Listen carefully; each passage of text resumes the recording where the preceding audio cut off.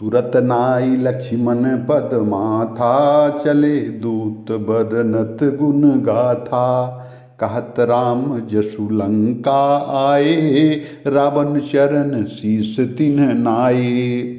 बिहसि दसानन पूछी बाता, कहसि न सुख आपनि कुशलाता।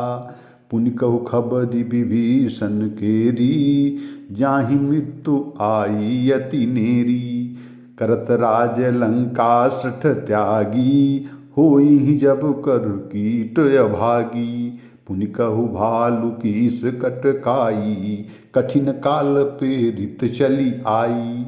जिनके जीवन कर रखबारा, भयउ मृदुल चित्त सिंधु बिचारा।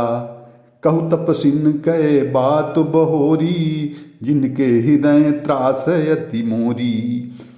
की भई भेंट की फिर गए, श्रवण सुजसु सुनि मोर। कहाँ सिन रिपुदल तेज बल, बहुत चकित चित्त चोर। जय जय रामा। लक्ष्मण जी के चरणों में मस्तक नवाकर श्री रामचंद्र जी के गुणों की कथा का वर्णन करते हुए दूत तुरंत ही चल दिए।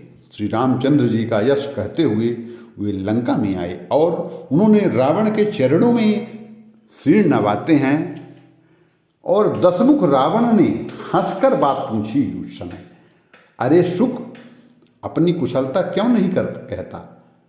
सुख उस मंत्री का नाम था, क्यों नहीं कहता। फिर उस विभीषण का समाचार सुना, मृत्यु जिसके अत्यंत निकट आ गई है। मूर्ख ने राज्य करते हुए लंका को त्याग दिया, अभागा अब चौका कीड़ा घुन बनेगा। जौ के साथ जैसे घुन भी पिस जाता है, वैसे ही नर बानरों के साथ वह भी मारा जाएगा। फिर भालू और बानरों की सेना का हाल कह जो कठिन, काल की प्रेरणा से यहाँ चली आई है। और जिनके जीवन का रक्षक कोमल चित्त वाला बेचारा समुद्र बन गया है, अर्थात उनके और राक्षसों के बीच में यदि समुद्र न होता तो अब तक राक्षस उन्हें मारकर खा गए होते। फिर उन तपस्वियों की बात बता, जिनके हृदय में मेरा बड़ा डर है।